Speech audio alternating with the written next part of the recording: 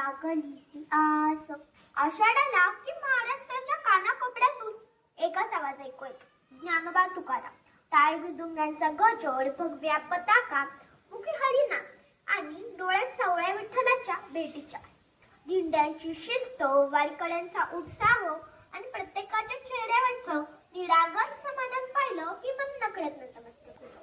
हजारो किलोमीटर चालूनही कुणाच्या चेहऱ्यावर थकवा नसतो, कारण त्यांच्या पावलांना भक्तीची ताकद असते. वारी म्हणजे फक्त पंढरपूरकडे निघालेली पावलं नव्हे, तर वारी म्हणजे अनोळखी माणसालाही माऊली म्हणून हाक मारणारं प्रेम. वारी म्हणजे भुकेल्याला स्वतःच्या ताटातील घास देणं. वारी म्हणजे थकलेल्या वारकऱ्याचा हात धरून त्याला पुढे चालायला बळ देणं.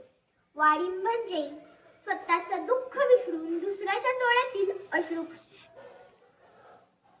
तिथे श्रीमंत गरीब, जात पात, पद प्रतिष्ठा, सत्ता संपत्ती यांना काहीच किंमत नसते. इथे प्रत्येकाची ओळख एकच असते, विठ्ठलाचा वारकरी.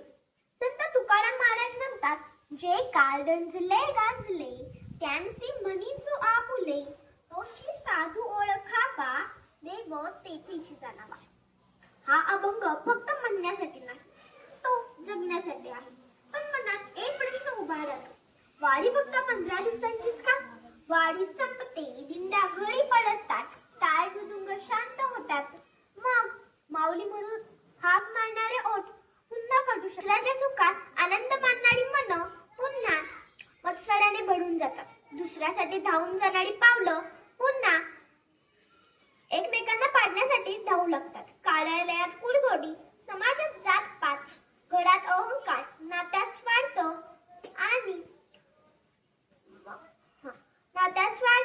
आणि मग मनातून माणुसकीचे तपास. मग प्रश्न पडतो, विठ्ठल फक्त पंढरपुरात आहे का? नाही, तो प्रत्येक भुकेल्या माणसात आहे, प्रत्येक गरजूच्या डोळ्यात आहे, प्रत्येक वृद्ध आई वडिलांच्या प्रेमात आहे, प्रत्येक शेतकऱ्याच्या घामात आहे. जर वारीमध्ये प्रत्येकामध्ये विठ्ठल दिसतो, तर उरलेल्या वर्षामध्ये तो दिसेनासा का होतो?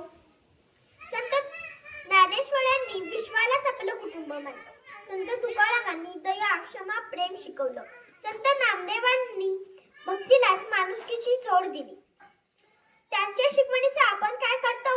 फक्त अभंग म्हणतो की त्या आचरणातही आणतो? खरी वारी पंढरपूरला पोहोचल्यावर संपत नाही, ती खरी तिथूनच सुरू होते. जो प्रत्येकाला माऊली म्हणतो, जो दुसऱ्याच्या वेदना स्वतःच्या मानतो, जो स्वार्थापेक्षा सेवेला मोठं मानतो, तोच खरा वारकरी. आज समाजाला नवीन रस्त्यांची गरज नाही, गरज आहे ती